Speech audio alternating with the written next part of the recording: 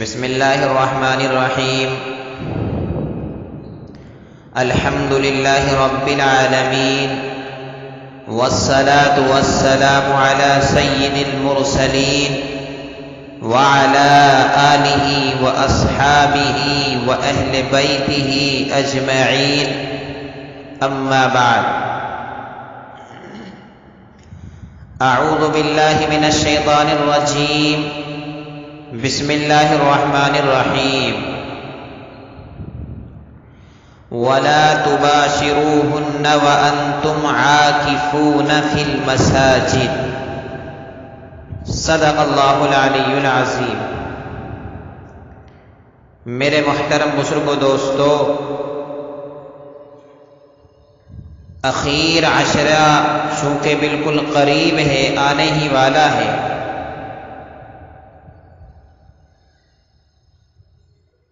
اخیر عشرے میں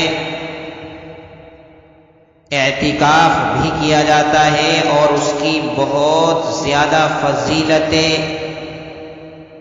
کتابوں کے اندر آئی ہیں، تو میں مناسب سمجھتا ہوں کہ اعتکاف کے متعلق مختصر سی قیمتی باتیں آپ حضرات کے سامنے پیش کر دوں۔ اعتکاف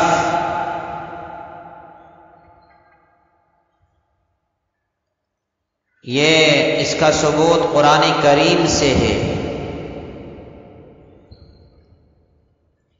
اللہ کے نبی صلی اللہ علیہ وسلم کے متعلق آتا ہے کہ حضور صلی اللہ علیہ وسلم، حضرت ابو ہریرہ اور حضرت عائشہ رضی اللہ تعالی عنہا سے منقول ہے کہ حضور صلی اللہ علیہ وسلم مدینہ منورہ میں تشریف لانے کے بعد ہمیشہ رمضان کے آخری عشرے کا اعتکاف کرتے تھے، یہاں تک کہ آپ کا انتقال ہو گیا۔ اور قرآن کریم میں بھی اعتکاف کے متعلق آیا ہے، جیسا کہ میں نے بتایا ہے وَلَا تُبَاشِرُوهُنَّ وَأَنْتُمْ عَاكِفُونَ فِي الْمَسَاجِدِ، کہ تم عورتوں کے ساتھ مباشرت نہ کرو، ملاقات نہ کرو اس حال میں کہ تم معتکف ہو، اعتکاف کرنے والے ہو۔ تو اس آیت کریمہ میں اعتکاف کے متعلق اللہ تعالیٰ نے ارشاد فرمایا۔ اعتکاف اس کی بہت ساری فضیلتیں ہیں۔ کتابوں کے اندر لکھا ہے کہ جو شخص خلوص کے ساتھ رمضان کے اخیر عشرے کا اعتکاف کرتا ہے، اللہ تبارک و تعالی کی جانب سے اس کے پچھلے تمام گناہ معاف کر دیے جاتے ہیں، اور اعتکاف کرنے والے کو 2 حج اور 2 عمروں کا ثواب ملتا ہے۔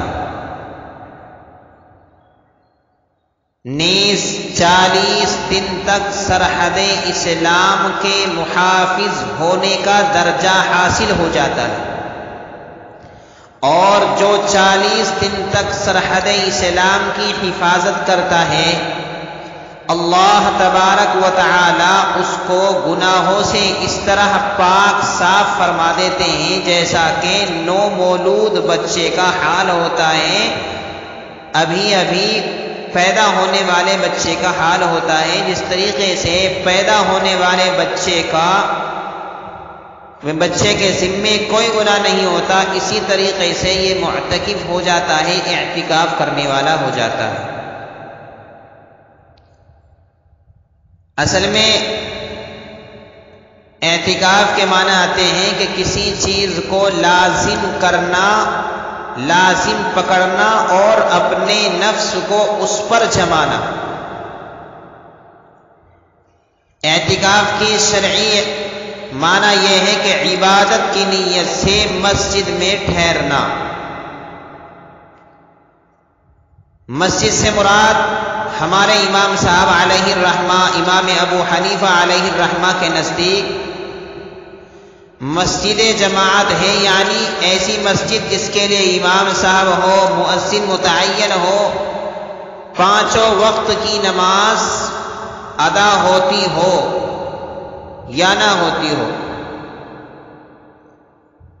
اور نفلی اعتکاف کے لیے مطلق مسجد کافی ہے۔ تو میرے بھائیوں، میرے بزرگوں، دیکھیے جو آدمی اعتکاف کرتا ہے اللہ تبارک و تعالی اس کے پچھلے تمام گناہ معاف فرما دیتے ہیں۔ اب اخیر عشرہ چونکہ قریب ہے، اخیر عشرے میں اعتکاف کرنا سنت مؤکدہ علی الکفایہ ہے۔ رمضان کے آخری عشرے کا اعتکاف کرنا یہ سنت مؤکدہ علی الکفایہ ہے۔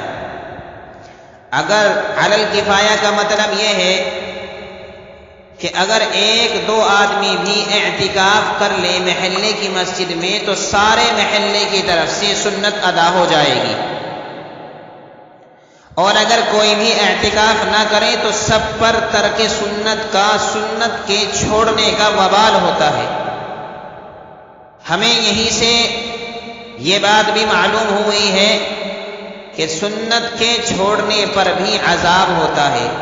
در مختار یہ فتاوے کی کتاب ہے کہ اگر کوئی شخص دائمی طور پر سنن مؤکدہ کا تارک ہو جائے، چھوڑنے والا ہو جائے سنت مؤکدہ کو، تو وہ اللہ کے نزدیک ماخوذ ہوگا، عند اللہ ماخوذ ہوگا، اس کی پکڑ ہوگی اللہ کے نزدیک، اللہ کے یہاں۔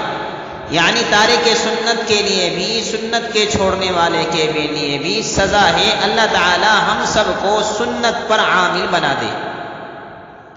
میرے بھائیوں، میرے بزرگوں، تو یہ آخری عشرے کا جو اعتکاف ہے یہ سنت مؤکدہ علی الکفایہ ہے۔ اس کو سبھی حضرات کو خوب توجہ کے ساتھ سمجھنا چاہیے۔ اب ایک ہے نفلی اعتکاف، کبھی بھی آپ مسجد میں جائیں اعتکاف کی نیت کر لیں، اس کے لیے کوئی وقت کی تحدید نہیں، وقت متعین نہیں، کتنی دیر ہونا چاہیے، آپ کتنی بھی دیر کر سکتے ہیں۔ امام اعظم رحمۃ اللہ علیہ کے نزدیک نفلی اعتکاف کا زمانہ کم سے کم ایک دن ہے ہمارے امام صاحب کے نزدیک، اور حضرت امام یوسف علیہ الرحمہ بڑے امام ہیں، ان کے نزدیک دن کا اکثر حصہ نفلی اعتکاف کے لیے متعین ہے۔ اور ایک امام صاحب ہیں حضرت امام محمد علیہ الرحمہ، ان کے نزدیک کوئی تحدید نہیں، تو ہمیں عمل امام محمد علیہ الرحمہ کے قول پر کرنا ہے کہ ایک گھڑی کا بھی اعتکاف صحیح ہے، حتیٰ کہ اگر مسجد سے آپ گزرتے ہوئے اعتکاف کی نیت سے کچھ ٹھہر گئے، کچھ توقف کیا، بیٹھے نہیں، تو بھی اعتکاف ہو گیا، اس پر بھی آپ کو ثواب ملے گا۔ اس لیے میرے بھائیوں، میرے بزرگوں، ہر شخص کے لیے مناسب ہے اور بہت آسان ہے، جب بھی مسجد میں داخل ہو اعتکاف کی نیت کر لیا کریں کہ اتنے نماز وغیرہ میں مشغول رہے گا، اعتکاف کا ثواب بھی ملتا رہے گا اور نماز بھی ہو جائے گی۔ بہت زیادہ فضیلت کی بات ہے۔ اس لیے میرے بھائیوں، میرے بزرگوں، ہمیں اعتکاف کی نیت سے مسجد میں آنا چاہیے۔ اعتکاف کرنا یہ بہت بہتر بات ہے۔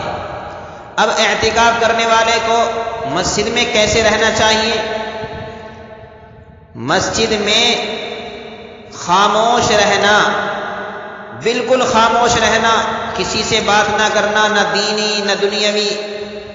اگر اس کو اللہ کی رضا کے حاصل ہونے کا ذریعہ سمجھے تو یہ مکروہ ہے، اور زیادہ سے زیادہ بولتے رہنا یہ بھی مکروہ ہے۔ لیکن اگر دنیاوی بات نہیں بلکہ دینی بات زیادہ بولتا ہے، دینی باتیں کرتا رہتا ہے، تو یہ مکروہ نہیں ہے۔ مسجد میں بری باتیں بولنا سبھی کے لیے ناجائز ہے، مگر اعتکاف کرنے والے کے لیے خاص طور پر منع ہے۔ اعتکاف کے آداب میں سے یہ بات بھی ہے کہ اچھی بات کے سوا کوئی بات بھی اعتکاف کرنے والا معتکف نہ کرے، اور چپ چاپ گمسم بیٹھنا اس خیال سے کہ اس میں ثواب زیادہ ہے، اعتکاف کرنے والے کے لیے یہ بھی مکروہ ہے۔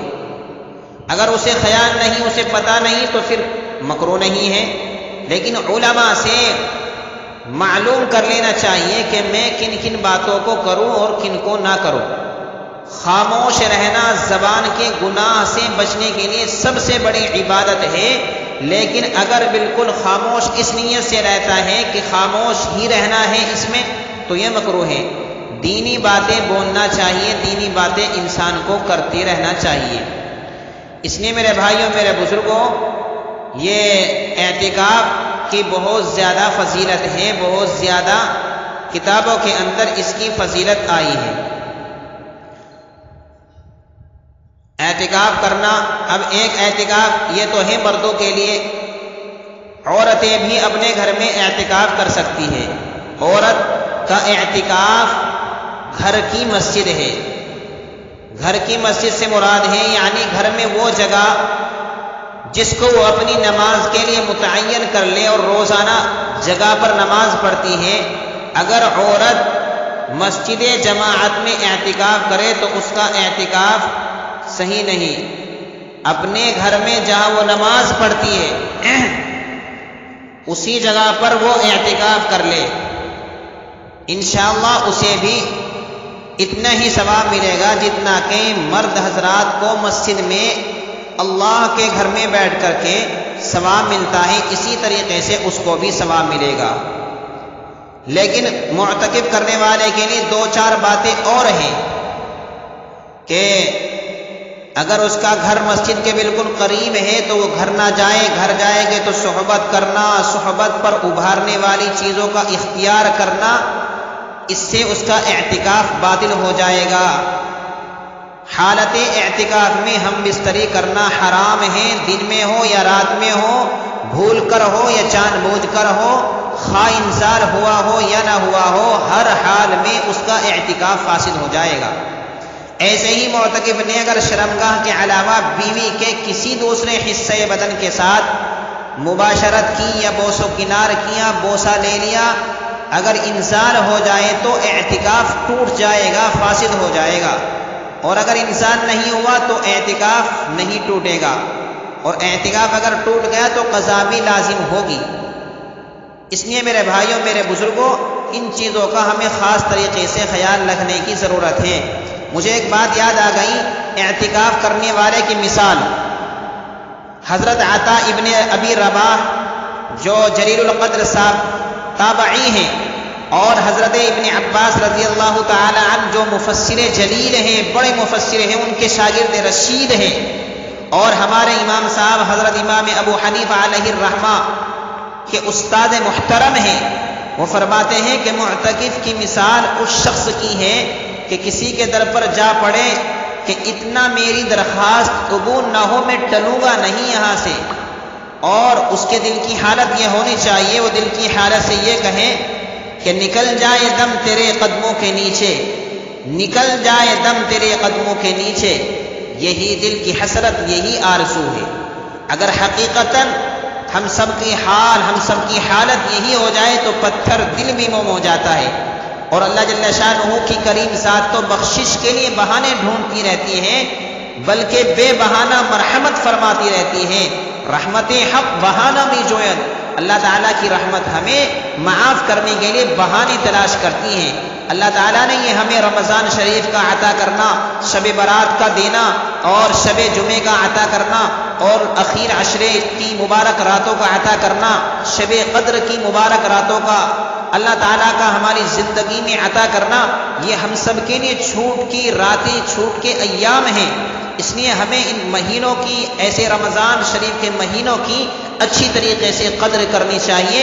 اس لیے میں اپنے سبھی ساتھیوں سے درخواست کرتا ہوں کہ جب بھی وہ مسجد جائے، آئندہ اس سال کے علاوہ بھی آئندہ اگر کبھی بھی مسجد میں جائے تو اعتکاف کی نیت سے جائے، دین کی صحیح بات بولے، اپنی زبان سے غلط بات کوئی نہ بولے، اور دنیا کی باتیں کم سے کم مسجد میں آ کر کریں، اور رمضان شریف کے اخیر عشرے کا اعتکاف کرنے کا ارادہ کریں، اور عورتیں اپنے گھر میں اعتکاف کریں، اور مرد حضرات مسجدوں میں اعتکاف کریں، اللہ کے لیے، اللہ کی عبادت کے لیے اپنے آپ کو فارغ کریں، اللہ تعالیٰ سے دعا کریں اللہ مجھے بھی عمل کی توفیق عطا فرمائے، آپ حضرات کو بھی مجھے بھی صحیح اعتکاف کرنے کی اور ہم سب کو عمل کرنے کی توفیق عطا فرمائے۔